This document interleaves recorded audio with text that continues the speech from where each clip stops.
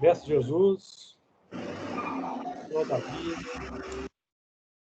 nós agradecemos pela oportunidade, agradecemos pelo ensejo, que se renova a cada semana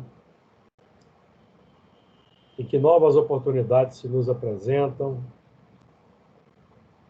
para a vivência do bem, o cultivo do amor ao próximo,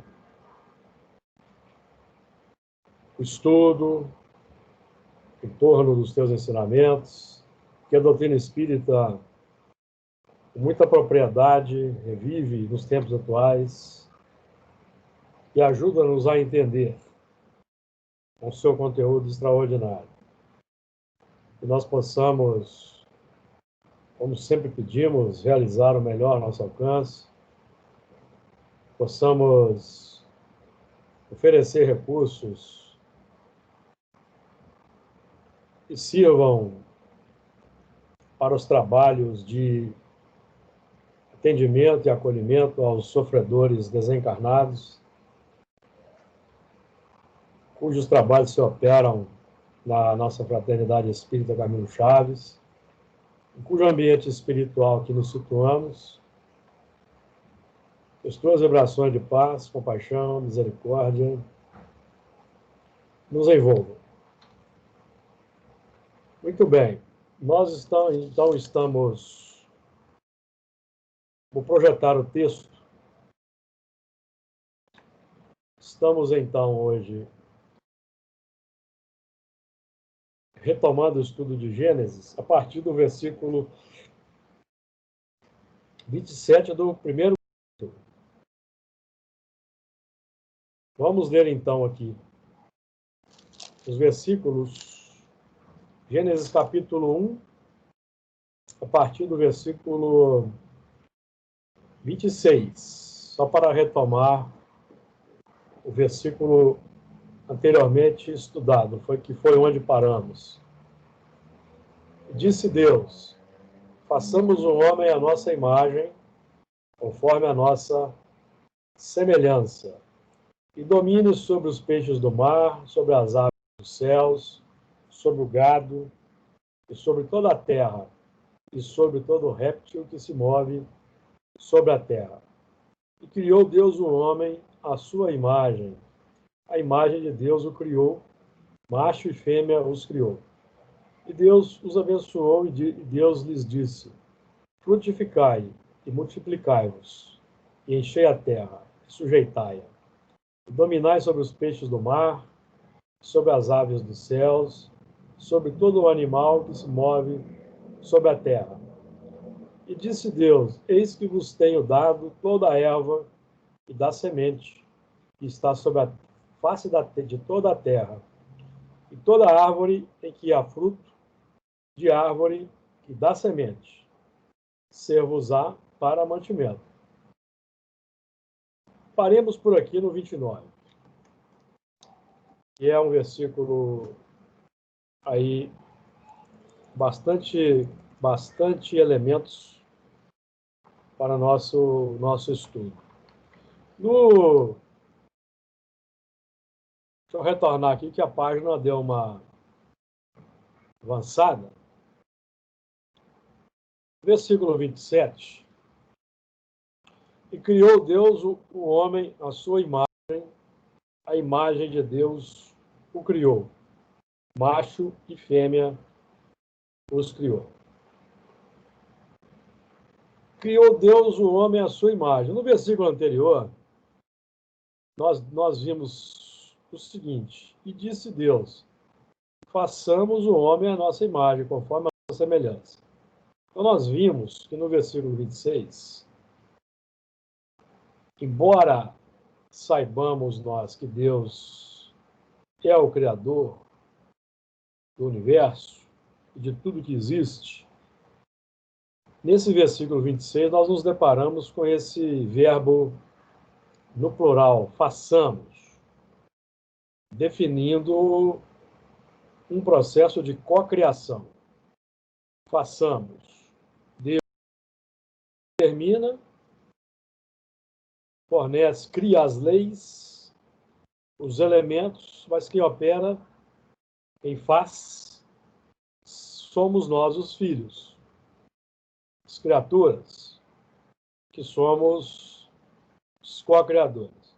Quando a obra está pronta, na realidade, quem criou é Deus. Por isso que no 27 temos: e criou Deus o homem à sua imagem.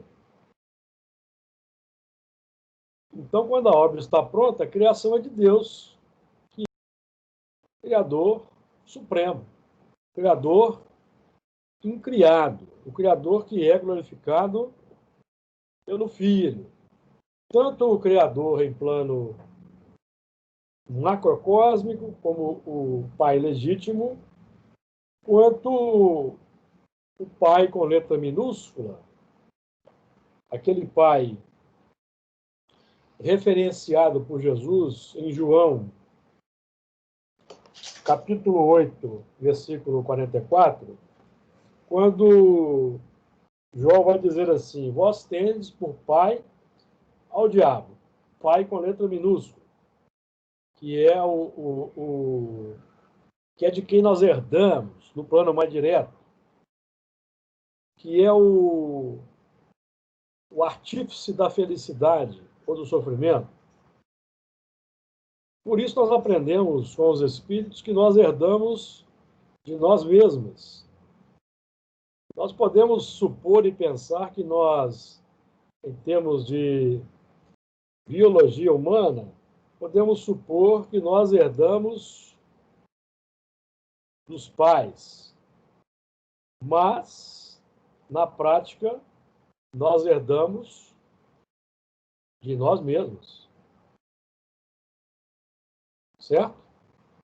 Nós lidamos aqui na encarnação com as nossas tendências, nossas conquistas, nossas imperfeições e as qualidades que já conseguimos desenvolver, que são as imperfeições transformadas, os instintos transformados em virtudes. Ô, Júlio. Diga, quem quer falar? É Regina. Pode falar, Regina. Então, é uma pergunta. O pai, então, seria o que a gente construiu da gente mesmo, que até para nascer, até o DNA da gente, tudo que vai ser formado no nosso corpo físico é tirado, não, vem desse arcabouço que a gente construiu lá atrás, é isso, não é? É, exatamente. Há uma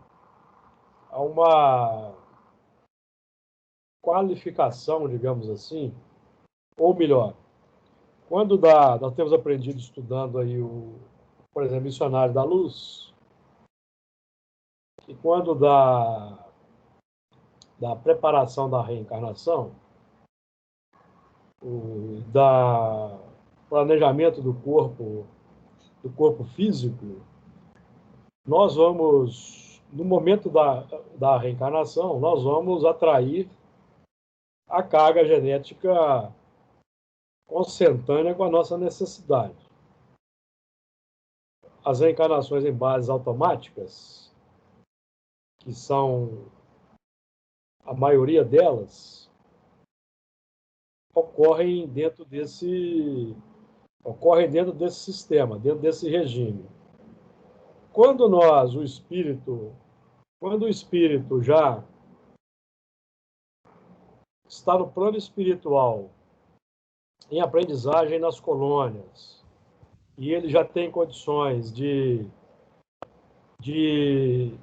escolha e um certo gerenciamento, a misericórdia de Deus opera modificações genéticas para favorecer determinadas capacidades. Então, a misericórdia interfere. Estudando, por exemplo, o livro Evolução em Dois Mundos, nós vamos aprender ali, nas questões de hereditariedade, que os espíritos utilizam-se da geometria transcendente baseada fundamentada nos cálculos diferencial e integral, aplicada às leis da hereditariedade, para a elaboração de um novo corpo. Isso está colocado por André Luiz no livro Evolução em Dois Mundos. Então, existe uma matemática transcendente, uma geometria transcendente. Aquele companheiro citado pela Maria Flor, quando estávamos aqui conversando, não admite essas obras. Não aceita. Mas nós vamos aprender com Allan Kardec, na Revista Espírita, que o espiritismo é progressivo. Allan Kardec, a codificação, não traz a última palavra, a palavra definitiva. O edifício vai sendo ampliado. Allan Kardec não teve, nem era o objetivo trazer detalhes técnicos sobre reencarnação, hereditariedade. Não era esse o objetivo. O objetivo era o lançamento das bases. E com o tempo, com a continuidade do processo de controle universal do ensino dos espíritos, utilizando-se de vários médiums, então o edifício vai sendo ampliado. Então nós admitimos as obras de André Luiz como sendo obras que ainda carecem da sanção do controle universal do ensino dos espíritos, mas que já temos como ponto pacífico no meio espírita, que são obras que trazem aspectos novos. O grupo de irmãos mais ortodoxos não admitem, mas nós tranquilamente admitimos e vemos que é por aí mesmo. A própria... Pode falar. A própria obra do André Luiz, Evolução em Dois Mundos, né? Vários fatos ali científicos, boa parte deles foi confirmada, né? Exatamente. Pela própria... A gente tem a Associação Médica Espírita, né? Que se debruça sobre essas obras, e boa parte delas foram confirmadas, né? Revelações que foram feitas bem antes do que hoje nós aprendemos, né? Sem dúvida. Então, mas nós aguardamos ainda sanção, evidentemente, digamos assim, homologadora, que virá com o tempo. Nós também não vem longe o tempo em que nós estaremos no mundo espiritual, nós vamos aprender em loco esses aspectos. Alguém aí tem medo de partir? Como é que é? Ninguém tem medo de partir, não, né? E nós que já passamos um pouquinho dos 50, estamos mais perto do retorno do que do início. Não quero assustar ninguém, não, mas já é bom colocarmos as barbas de molho, porque o requisito básico para morrer é estar vivo. Ou existe algum outro pressuposto mais básico do que esse? Tem não. Criou Deus o homem à sua imagem. Imagem de Deus, já estudamos. Semelhança dos co-criadores. Aquele que se definir como semelhança de Deus é um elemento extremamente arrogante, megalomaníaco. Então, imagem de Deus, mas semelhança dos co-criadores. E hoje nós estamos buscando elaborar, formalizar uma semelhança de cunho mais transcendente, que é a semelhança com Jesus, modelo e guia do novo homem, do Filho do Homem. a imagem de Deus o criou, macho e fêmea os criou. Então, a imagem de Deus. Deus é a inteligência suprema. Então, notamos que Deus, definido como inteligência suprema, questão número 1 do Livro dos Espíritos, é definido como sendo a inteligência suprema e não o intelecto supremo ou o sentimentalismo supremo. Não. É a inteligência suprema, que faz a intermediação ou a interlocução ou a interface entre razão e sentimento. Nós somos feitos também com esses atributos. Inteligência, se Deus, a inteligência suprema, causa de todas as coisas no universo, o uso que nós fazemos da nossa inteligência é a causa da necessidade ou do nosso sofrimento. É a causa primária da nossa felicidade ou sofrimento. Dentro do trabalho da cocriação, em que nós somos artífices da nossa felicidade, pelos nossos próprios esforços e trabalhos, evidentemente que dentro da lei divina, do determinismo do Criador, que é a perfeição, a felicidade. Então, existe um determinismo do qual nenhum de nós foge, que é alcançarmos a perfeição e a felicidade. Nenhum de nós foge desse determinismo, o que vai definir que nosso livre-arbítrio é sempre relativo. Ô, Júlio, e essa perfeição é relativa também, né? Tudo é relativo. Ela nunca será Só o absoluta, Senhor né? é absoluto.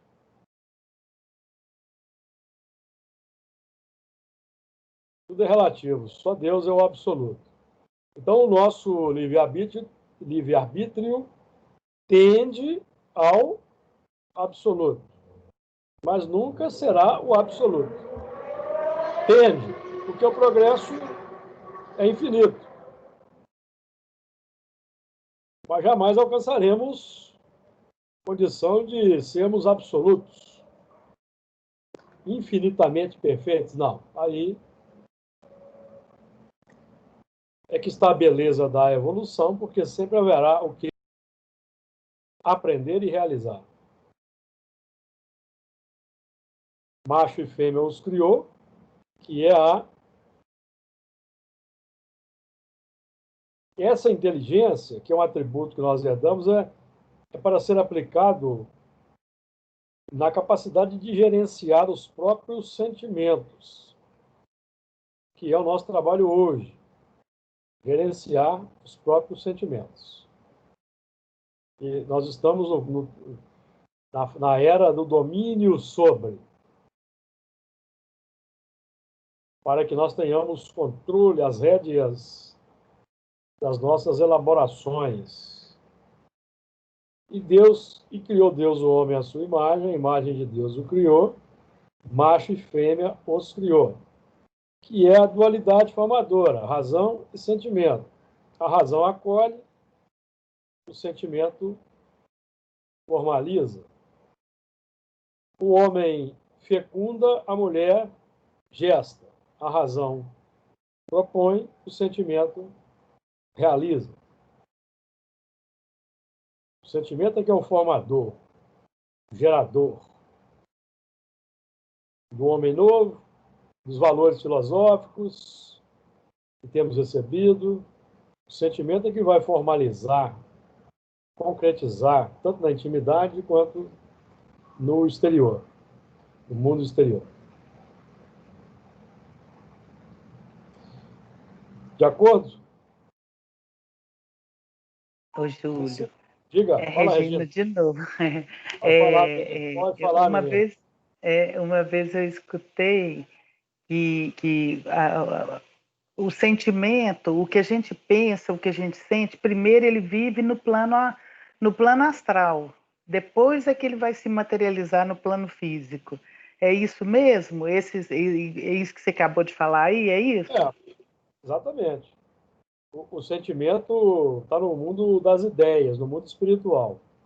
Plano, em tese, abstrato, mas que para nós espíritas é concreto, físico.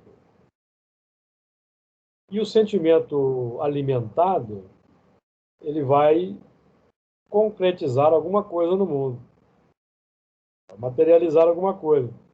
Vamos nos lembrar do que aprendemos aqui no Evangelho segundo o Espiritismo, que nós repetimos sempre. Todo pensamento mau resulta de uma imperfeição da alma. Então, se o pensamento mau resulta de uma imperfeição da alma, a imperfeição da alma é um sentimento, uma paixão, certo? O que é imperfeição da alma? Egoísmo, orgulho, vaidade, cobiça, inveja. São as imperfeições da alma. Mágoa, sentimento, ódio, certo? Imperfeições da alma. Que a partir do momento em que nós sentimos uma emoção, imediatamente, automaticamente, pensamento. Vocês podem observar o fenômeno. Se não observaram, passem a observar. E esse pensamento que decorre naturalmente de um sentimento complexo não é um pensamento bom. Nunca é. Nunca é.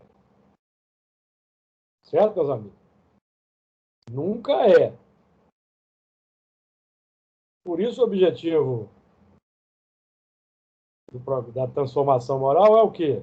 Domar as inclinações más, transformar inclinações más, que são as imperfeições, em bons sentimentos, cuja equação está lá no Evangelho segundo o Espiritismo. Os instintos são embriões dos sentimentos, tanto das imperfeições, que vão surgir pelo acréscimo da vontade, abusando do instinto natural. O abuso do instinto de conservação recebe o nome de egoísmo. Certo? O instinto é benéfico, ele é bom, não é substancialmente mal. Não é substancialmente mal. Questão 907. Ele é bom para a realização de grandes coisas. Posto no coração do homem para a realização de grandes coisas. Posto pela evolução, pelas reencarnações sucessivas.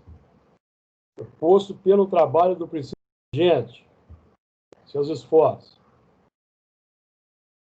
Continuando nesse entendimento ou nesse estudo aí dessas equações, nós também vamos encontrar no Evangelho segundo o Espiritismo, a mensagem de Lázaro, aqui já citada.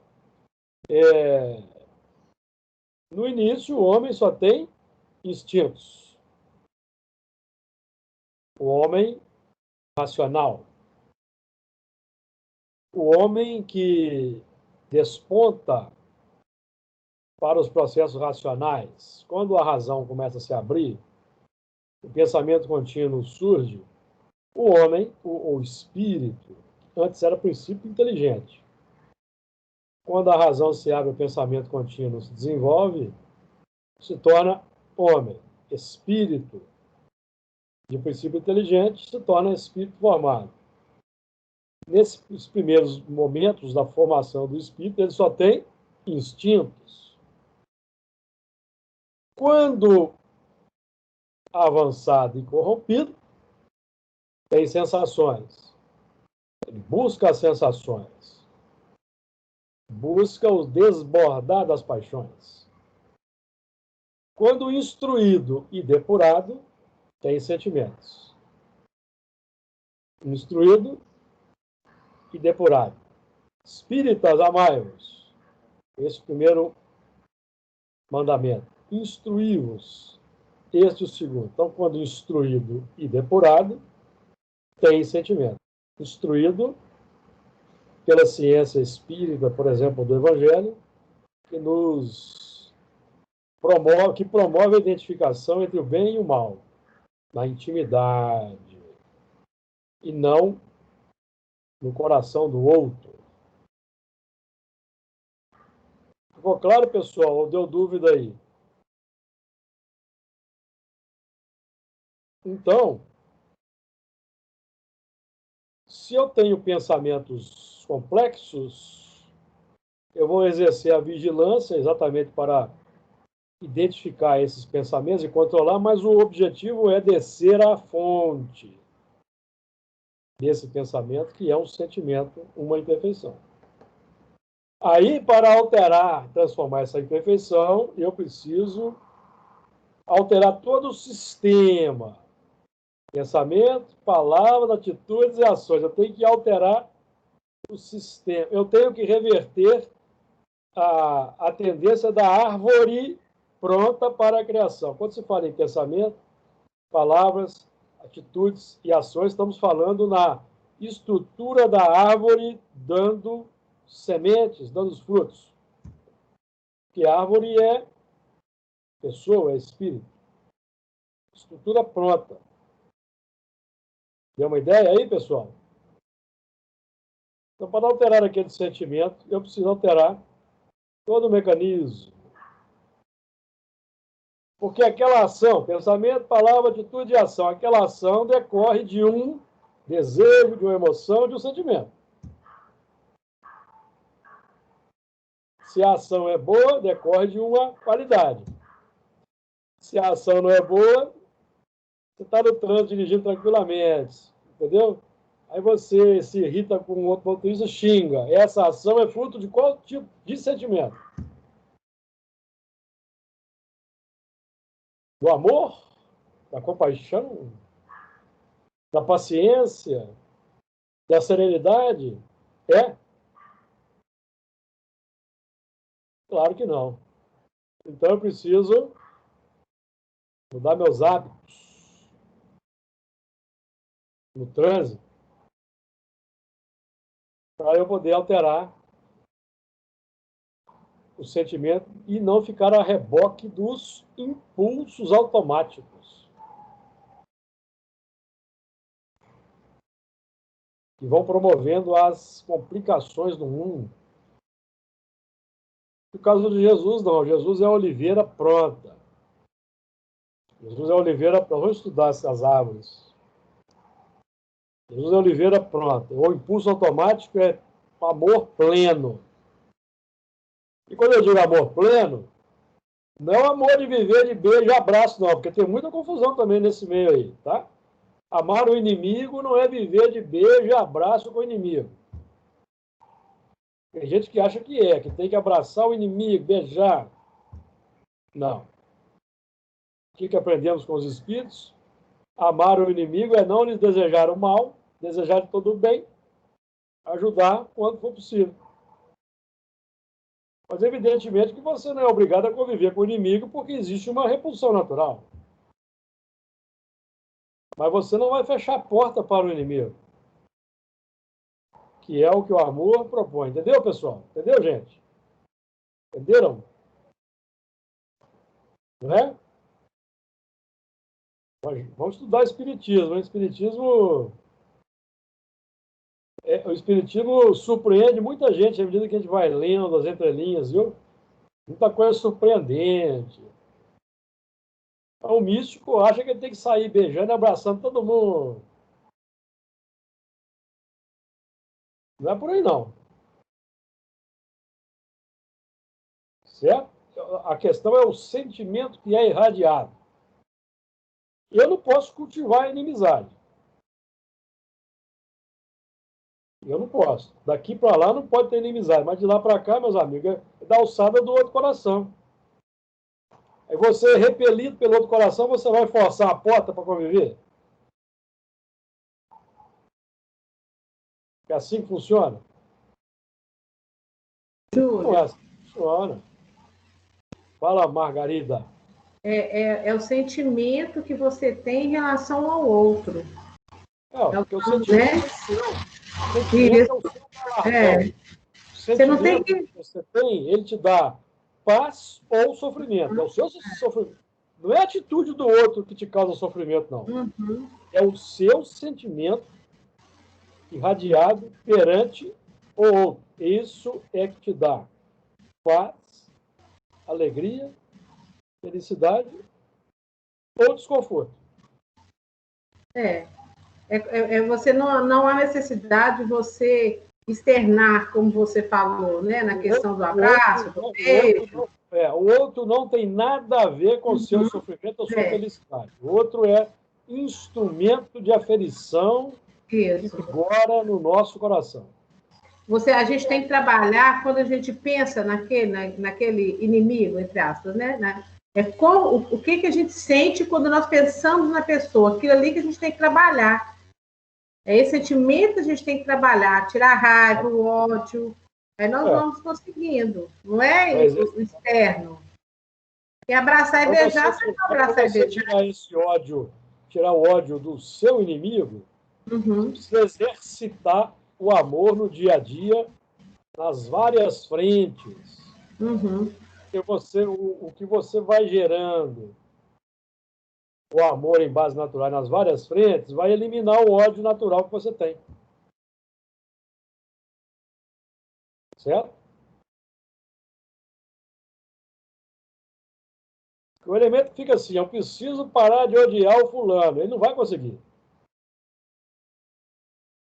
Tem que partir para a ação. Aproveitar todas as ocasiões para desenvolver um sentimento bom.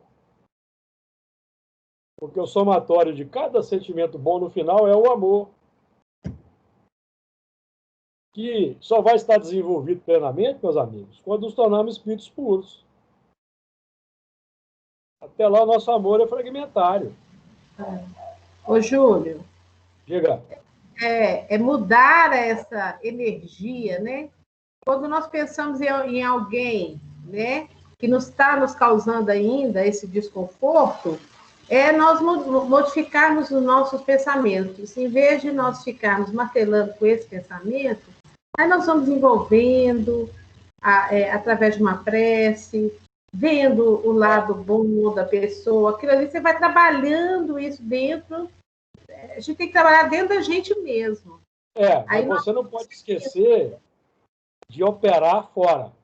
Sim, sim. Operar em todo o conjunto. Então, se você, por exemplo, você quer combater o ódio ao inimigo, mas você não tem paciência com ninguém no dia a dia, nem com um animal, nem com o motorista de ônibus, com o porteiro, você não vai conseguir. Não, sim, com certeza. Porque essa inimizade, o que aconteceu foi justamente que eu não trabalhei algum sentimento. Então, não é só com a pessoa. Eu tenho que trabalhar, né? Às vezes a pessoa fala assim, nossa, não dou certo com namorado nenhum, meus namorados são isso, aquilo outro, papapá. Aí a gente pergunta assim, será que é os outros ou não é a pessoa que está tendo essa dificuldade? Então, nós temos que trabalhar não só com aquilo, com aquela pessoa, mas com todo mundo. Com aqueles inimigos que nós temos mais dificuldade, nós vamos renascer em família. Pai, mãe, filho, filha, irmão, sogra, sogro, etc. Certo? E convivendo em família, praticando novos hábitos perante esses corações, nós vamos... Então, é perfeitamente normal você ter, numa família, um filho que não gosta da mãe e não gosta do pai. Tem gente que acha que isso é uma aberração, mas isso é natural, gente. Tem aquele pai que é aquela mãe na existência anterior. O que ela fez para aquele elemento? E vice-versa. A gente precisa encarar isso com naturalidade. Certo? Agora, embora você tendo interiormente uma aversão por um familiar da convivência consanguínea, você vai praticar o bem para esse elemento. Aí, com o tempo, o seu sentimento vai mudar, mas é com o tempo, gente. E às vezes não é depois de 3 ou 4 encarnações, tá? Então vamos com calma. Ninguém muda um sentimento assim da hora para outra, não, tá? A golpe de poder mental. Não. Isso aí é alta ajuda que não ajuda, é misticismo. Tem que cultivar novos hábitos. Diga lá, Regina. Ninguém dá paciência para a gente, não. A gente constrói a paciência, né? Ou a ciência da paz, né? Não tem como, né? Não vem de fora, é de dentro, né? Sem dúvida. Então a gente precisa entender a ciência espírita, ciência prática dessa convivência aí. Sabemos que nós, em grande maioria, nós não convivemos com a parentela espiritual. A parentela espiritual são os espíritos com os quais desenvolvemos afinidade. Os outros que compõem a parentela consanguínea, em grande parte, são a parentela complexa. Para quebrar sentimentos inamistosos na convivência. Certo? Isso acontece conosco. Todo mundo aí que é pai e mãe, quando o filho está lá pequenininho, neném, aquela maravilha, não é? Abraça, beija e tal, mas quando chega lá nos 14, nos 15 anos, aí desperta, meus amigos, o passado desperta. Não adianta o elemento querer camuflar, escamotear a verdade. Se for um elemento complexo do passado, ele vai sentir, não adianta. Vai sentir, não tem como, meus amigos. Certo? São elaborações aí de milênios. Milênios que trazemos. E os elementos querem acabar com isso com uma frase de efeito. Um livro de alta ajuda. Esquece. Tem que ir a campo, praticar o bem, amar o próximo. Debaixo do sol de 38 graus, entendeu? Na via pública. É aí que você tem que começar. Começar não reclamando do sol, né? Entendeu? Porque é o seguinte, nós, lá no Império Romano, nós partimos com as legiões lá para a Síria, para a Arábia, no ambiente desértico, para combater outros povos. E a gente reclamava do calor, eu duvido. Então, de vez em quando é bom a gente sair. Outro dia eu fui levar eu tinha uma sobra de alimento aqui, eu ia jogar no lixo, eu falei, não vou jogar no lixo não, eu vou pôr tem um terreno baldio aqui perto, eu vou colocar esse alimento lá para um gato, um cachorro da rua comer. Aí eu fiz questão de ir mais longe, assim, andando no sol. Era 1 da tarde. Fazer um treinamento de paciência, entendeu? E é por aí. Aproveitar os recursos. Porque no passado a gente não reclamava. O que agora vai reclamar, né? Não é? É isso ainda mais os romanos. Os romanos chegavam assim num ambiente de floresta, a primeira coisa que eles faziam é derrubar as árvores para fazer um destacamento. Aqueles acampamentos que os romanos faziam com madeira e tudo. E muitos desses acampamentos eram cidades europeias. Então derrubavam-se muitas árvores. Então, nós que somos egressos aí da Europa, estamos vendo aí elementos que estão fazendo a mesma coisa e isso já nos deixa indignados, já é um avanço. Nós já não derrubamos mais. Mas estamos vendo os nossos alunos do passado que aprenderam conosco derrubar. Estão aí reencarnados conosco. É uma ideia, viu? Uma ideia aí para a gente pensar.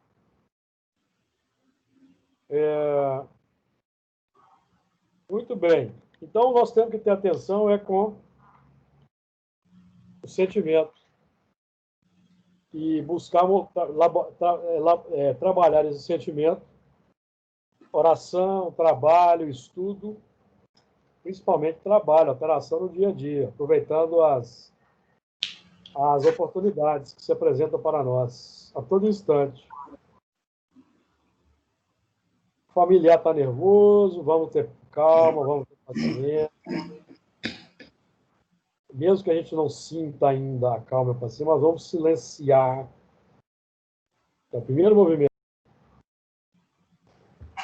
Silenciar, vamos deixar o familiar desabafar, certo? Porque nós também vamos ter necessidade disso em determinado momento. Então vamos em frente. 28. E Deus os abençoou, e Deus lhes disse: frutificai e multiplicai-vos, e enchei a terra, sujeitai-a, dominai sobre os peixes do mar, sobre as aves dos céus, sobre todo o animal que se move sobre a terra.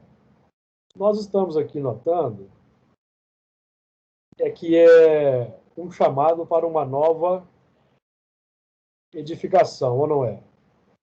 Por quê? Vejam bem. E Deus os abençoou e Deus lhes disse: frutificai e multiplicai, e enchei a terra e sujeitai. Mas a terra já não estava cheia? Já não foi tudo construído? As árvores, os animais, os répteis, os peixes, não foi tudo já elaborado? Então aqui é um chamado para algo diferente. É um novo ciclo. Novo ciclo. Nós já, no plano exterior, já foi tudo feito, as árvores, o plano exterior, os animais, a evolução desenvolveu todos os animais, o princípio inteligente amealhou todos os recursos, os instintos, toda a aprendizagem realizada através dessa longa fileira de inumeráveis existências, desde o átomo até o homem da idade da pedra, tudo já sedimentado no mundo interior, no subconsciente, o plano do impulso automático. Certo? Então, agora, como Deus criou o homem à sua imagem e à semelhança dos co-criadores, definindo o quê? A abertura da razão, pensamento contínuo. Agora é hora de acrescentar um ingrediente novo, que é o domínio sobre o controle, capacidade de gerenciar as emoções, todo esse arcabouço arregimentado. De acordo? Elaboração de novas coisas. Ficou claro ou não ficou claro? Ficou claro. E é interessante que no 27 usa o singular, né? Deus criou o homem à sua imagem, e aqui no 28 ele os abençoou, né? Então fica claro aqui que é um grupamento mesmo, né? No 27, está falando no 27 mesmo, não é isso que está falando? Olha lá, porque macho e fêmea os criou. Pois é. É isso, não é isso que está dizendo? Sim. Então não é um. É porque ele começa no singular, né? Criou Deus o homem, né? Mas aqui no sentido de... E para que fique bem claro que não é um... Sim. Para que fique bem claro que não é um, vamos lá em Gênesis 5:1. Que alguém pode falar assim, não, é o homem e a mulher. Não. 5:1. Este é o livro das gerações de Adão, no dia em que Deus criou o homem, à semelhança de Deus o fez. Macho e fêmea os criou, e os abençoou, e chamou o seu nome Adão. Uhum.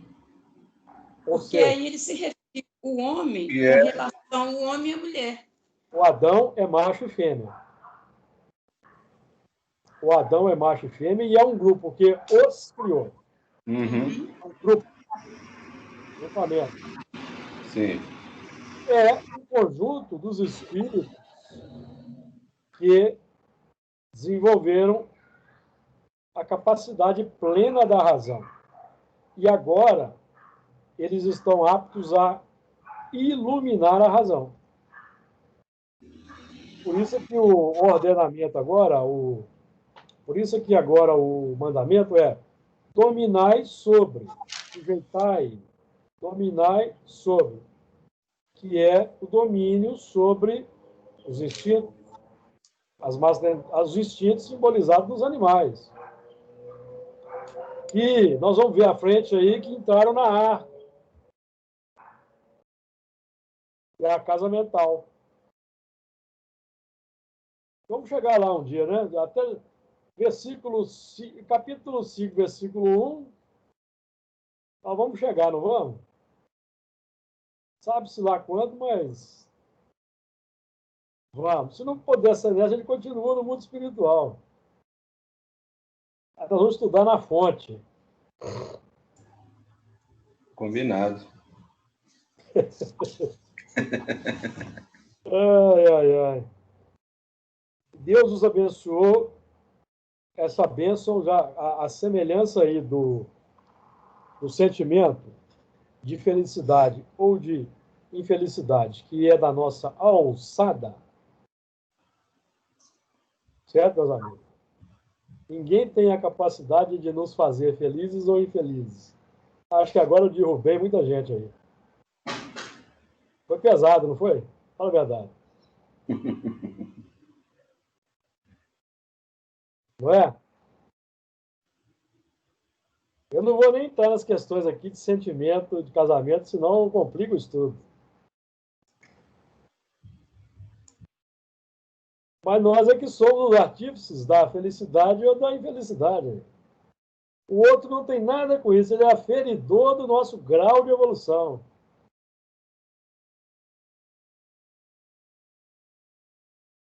Alguém pode dizer assim, para que eu quero descer. Não tem jeito não, meus amigos. Não tem jeito de descer mais não. Nós já chegamos aqui no...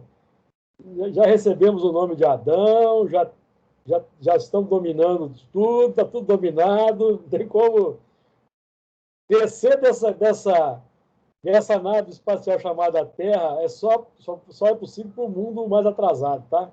Então não pede para parar para descer, não, que é pedir para voltar para a retaguarda. Deus abençoe. Então a bênção é de dentro para fora. A bênção ou a maldição, já temos estudado esse assunto. Nós, a causa do sofrimento é interior, o efeito é a consequência. Bênção ou maldição. Certo? E Deus abençoe, Deus nos disse, já temos falado muito do Deus nos disse, acho que todo mundo já decorou. Frutificai e multiplicai-vos. A lei de multiplicação e frutificação é uma lei natural, uma lei de reprodução, natural. Pensando, sentindo, nós naturalmente estamos multiplicando e reproduzindo alguma coisa no mundo. Agora, o padrão aqui é outro. É frutificar e multiplicar segundo esse domínio. E vamos passar a exercer. Ou seja, é uma geração nova. Uma geração diferente, tá? E encher a terra de novos valores, porque nós estamos no jardim, não é isso? Estamos no jardim, nós vamos chegar nele brevemente. Então, é encher a terra de novos valores. Então, hoje a terra está cheia. Temos aí muitas conquistas no campo tecnológico, no campo científico, em todos os níveis, de medicina, da engenharia, da edificação das moradias e tudo mais. mas, infelizmente, um grande contingente ainda está trabalhando no terreno da destruição irrefletida para oferir lucros cada vez mais exorbitantes, porque essa grande maioria acredita que só se vive uma vez, que temos que nos dar bem nessa existência. Quem vem depois aí que se vire. Que é o pensamento do século XIX, utilitarista. Mas nós estamos sentindo os efeitos na pele. Quando eu falo na pele aqui, no sentido literal, porque nós estamos aqui convivendo com 38, 40 graus na sombra, estamos colhendo os frutos amargos de uma devastação ambiental sem precedentes na Terra. Infelizmente, nós ainda escutamos certos argumentos. Os europeus que destruíram tudo, hoje não querem que o Brasil se desenvolva e vêm interferir na soberania do Brasil. Para nós espíritas, isso é a maior falácia que eu já escutei na minha vida. Porque nós que estamos encarnados nas Américas somos espíritos europeus, transplantados para cá a partir de 1500, ou não é?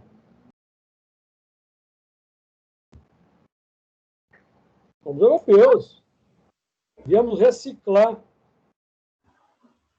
Estamos fazendo o mesmo. Os países europeus hoje são os que mais reflorestam no mundo. Os que mais têm florestas no mundo. A Suíça, eu fiquei impressionado com a quantidade de floresta na Suíça. Então, os complicados que destruíram a Europa já saíram de lá, estão nas Américas. Ou nós não aprendemos nada aqui do Ezequiel 17, 1 a 5. Fala-nos do transporte da árvore para cá. São os espíritos que viemos transmigrados para cá em reencarnação, meus amigos. Ou não somos? Sim. Então, nós devemos, sim, estar engajados na proteção ambiental. Está lá no livro Conduta Espírita. Depois vocês pegam o Conduta Espírita, leiam o título, o índice das matérias, e vocês vejam se André Luiz não está sutilmente nos chamando para exercer uma cidadania proativa e propositiva no mundo. Sair do templo e operar na comunidade. Está lá. Sutilmente lá. Certo?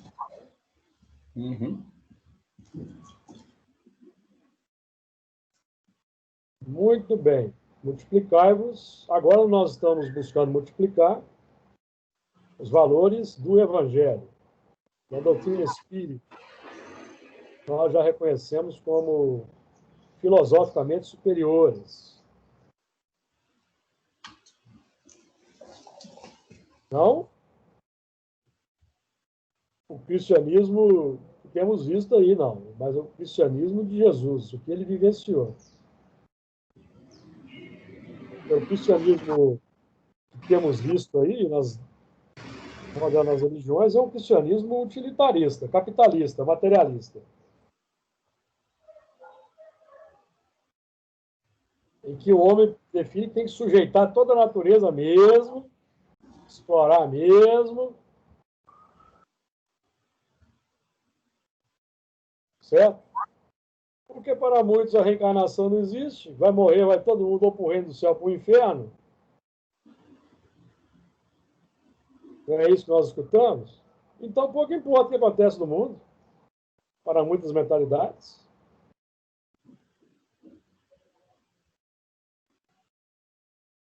Aquele que, de modo geral, pensa, não estou fazendo religião, uma constatação. Para a maioria, basta crer que está salvo, então o que faz não importa. Ou Para a maioria, você pode fazer o que você quiser, mas no último dia você se arrepende, declara sua fé em Cristo, você está salvo. Uhum. A nós que temos conhecimento espírita, estamos a reuniões mediúnicas, temos tido provas incontestáveis da imortalidade, da continuidade da vida e da reencarnação. Isso é ponto pacífico para nós, nós sabemos que não é assim, que nós temos que colaborar com a coletividade para melhorar, que era o objetivo de Kardec. Kardec buscava melhorar as condições sociais, que é o que o Espiritismo busca.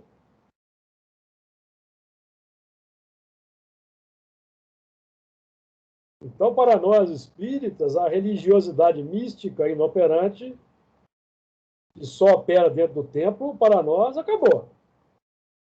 Desde 1857. Se nós ainda vemos um prurido de misticismo na base de seitas no movimento espírita, é lamentável, porque esse não é o espiritismo de Kardec. O espiritismo de Kardec é da religião natural. É uma filosofia moral de consequência religiosa porque altera os sentimentos da criatura. A ciência espírita demonstra a imortalidade, a sobrevivência, a reencarnação, doa quem doer. Demonstra. Então, a nossa religiosidade não pode mais ser religiosidade praticada apenas no templo. É religiosidade da praça pública. Mas nós temos visto movimentos aí transformando o espiritismo em seitas, departamentos sectários, que é lamentável. Muito bem.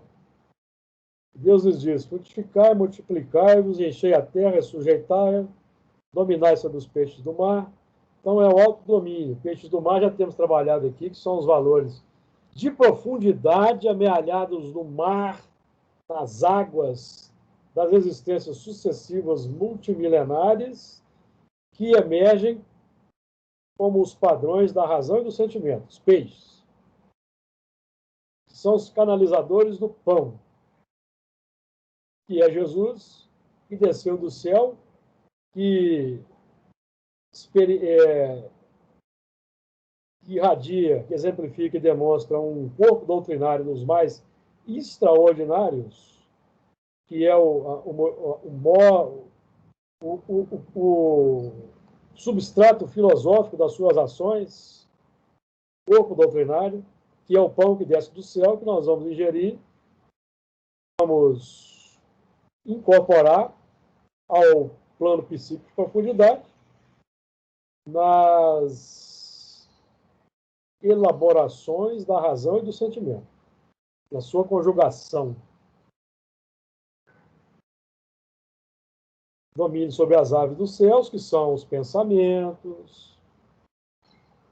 Consequentemente, se eu domino os pensamentos, tenho vigilância sobre os pensamentos, consigo identificar a sua qualidade inerente, eu vou ter também o controle sobre os espíritos que nos influenciam muito mais do que nós imaginamos, pelos fios condutores e indutores do pensamento, que estão simbolizados aí nas aves dos céus, espíritos desencarnados. As aves dos céus que vão se aninhar na árvore. Onde que as aves fazem seus ninhos? As aves não fazem os ninhos nas árvores? As árvores não são símbolos de pessoas? O processo de obsessão se dá por qual fio condutor? Não é pelo pensamento? Então, acolhendo um pensamento complexo, eu estou permitindo que alguma entidade faça um ninho nas folhas, nos galhos da minha árvore interior. Isso que Jesus vai dizer. As raposas têm os seus covis e as aves têm os seus ninhos.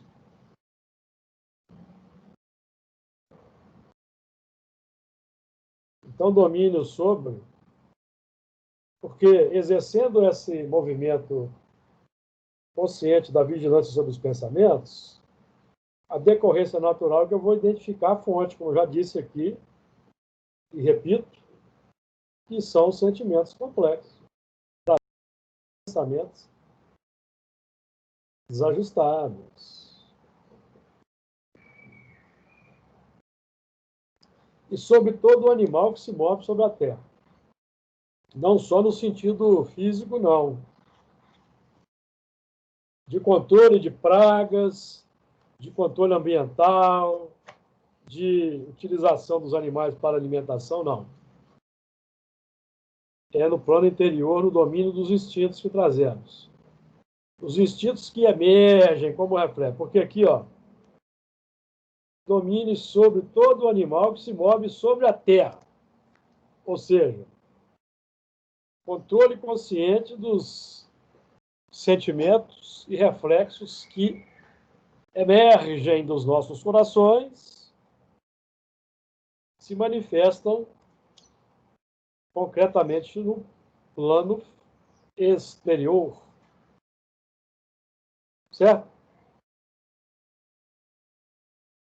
Fácil, não é fácil esse trabalho? Fácil. Tem 6.000 anos desde, porque em que época viveu Adão? Em que época que ocorreu essa abertura aqui? Em que época aconteceu essa abertura aqui? Em que razão, em que Adão teve condições plenas de identificar todo esse processo? Que época que foi? Mas aqui é antes, né? Ou não? Não. Esse processo aqui? 51. Questão 51. Em que época viveu Adão? Sim, há 4.000 anos. 6.000 anos atrás. Certo? Até aí, dominais sobre. Quem é que domina sobre? É o homem irracional primitivo, cujo pensamento contínuo acabou de abrir? Ou é o Adão, que foi chamado por Deus para nomear as coisas? Quem que é, meu caro Luiz? Não, é que eu fico confuso, que eu fico na minha tentativa de compreender, vamos falar assim, de dois movimentos. O homem que veio do barro, o Adão, que é da terra, né? Que é esse que está surgindo aqui agora, que tem que dominar. O Adão veio de fora. Oi? Adão veio de fora. Pois é, então. Certo? Para sensibilizar os que se aprontaram na Terra. Então, todo o grupamento, o que veio de fora com o que estava aqui, então, aprontou-se para o domínio sobre os conteúdos interiores 6.000 anos atrás, meu amigo. 6.000 anos atrás. Eu não entendi sua confusão, não. Nós aqui estamos estudando o processo como foi, fazendo uma revisão. Tá? Mas quando chega aqui, ó, e formou, façamos o homem a nossa imagem e semelhança. Que homem que é esse? Razão, o homem da razão iluminada. Sim, não a razão está... dos co-criadores, meu amigo? Pois é. O co-criador aqui é autóctone ou é técnico espiritual? Não, o co-criador é técnico espiritual. Então, a imagem e semelhança do técnico espiritual. Então, aqui é um movimento à frente, ó. Não é um movimento primitivo, não. É à frente. Bom, eu achei que esse façamos o homem é o homem que vem desse processo evolutivo aqui, ó, né? Não. Até chegar... Passamos o homem à nossa imagem e semelhança. Esse homem que você está falando aí é o de trás. E formou o Senhor Deus o homem do pó da terra. É esse aí. Certo? E formou o Senhor Deus o homem do pó da terra. O homem que veio desenvolvendo campo biológico, certo? Aonde que está isso? Aqui no 2.7? Ó, lá na frente. Então tem ao contrário. Não, peraí. A leitura não é linear, não, tá? Eu sei, peraí. Então é ao contrário do que eu estou imaginando. O da terra tá aqui na frente, então. Ué. Formou o Senhor Deus o homem do pó da terra. Não é? Uhum. O que está dito aí no 2.7 aí? Lê tudo aí. Oi? Lê aí o versículo todo. E formou o Senhor Deus o homem do pó da terra e soprou em seus narizes o fôlego da vida. E o homem foi feito alma vivente. Certo. Agora vamos continuar. Já que você entrou no 2.7 aí, vamos continuar. 2.7, né? Quer ver, ó? Pode falar. Só abrir a janela. Ó. Olha o 2.5. Olha o 2.5. 2.5? É. Sim, toda planta do campo... Pode. Toda planta do campo ainda não estava na terra, e toda a erva do campo ainda não brotava, porque ainda o Senhor Deus não tinha feito chover sobre a terra, e não havia homem para lavrar a terra. Isso, o homem para lavrar a terra é o homem aí do 1.27.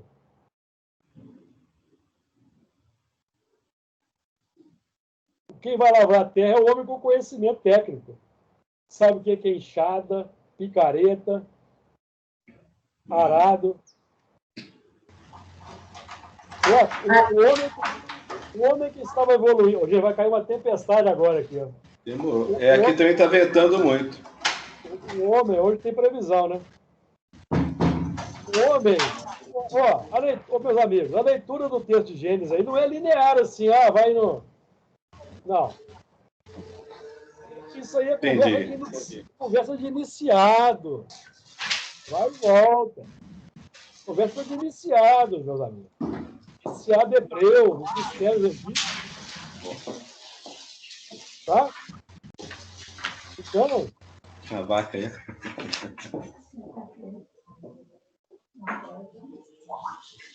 Vamos com calma, né?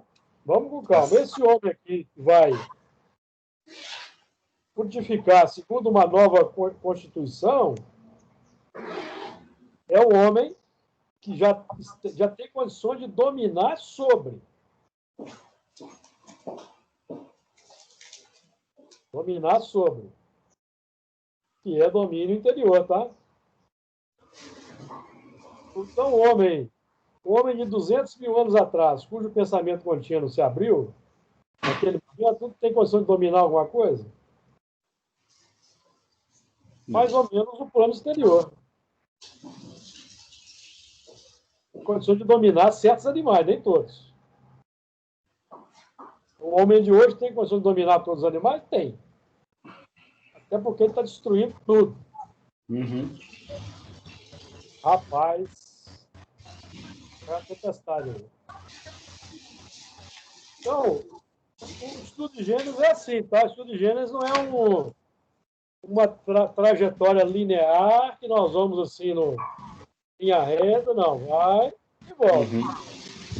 É cabalístico, é assunto de iniciado. Então, a gente precisa ter essa visão aí de entendimento, tá? Lembrando também o seguinte, nenhuma profecia da Escritura é de particular interpretação. Não somos senhores da verdade absoluta. Nós estamos aqui exercitando uma busca de entendimento, uma construção, tá?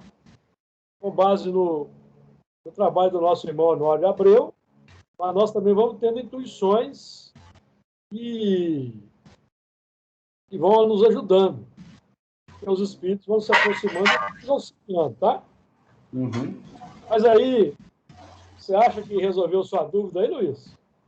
Sim. Continua. Não. Tem que, igual você falou, é o que eu estava tentando. Eu estava com raciocínio nesse sentido, como se fosse. É como se você tivesse pegado um livro assim, e numa sequência, né? E aí não dá certo, não. Não, o próprio, eu lembro que o próprio Honório Abreu falava isso de vez em quando nos estudos, que não é. É como se fosse um ciclo que vai e volta. Sim. Vai e volta. Então Moisés lança a ideia, joga, depois, ele lá mais à frente, ele traz novos ingredientes. Porque Moisés, vamos lembrar que Moisés era dirigido por quem na sua trajetória? Jesus, né? Jesus. Então, com isso, nós terminamos aqui. Ficamos 28. O 28, semana que vem, nós vamos entrar no 29. E eu tinha planejado hoje estudar, inclusive, o 29, mas o assunto é denso, não é fácil da gente exercitar o raciocínio aí e tentar entender. Que Jesus nos abençoe. Amém. Possamos estar de volta na semana que vem. Deus quiser.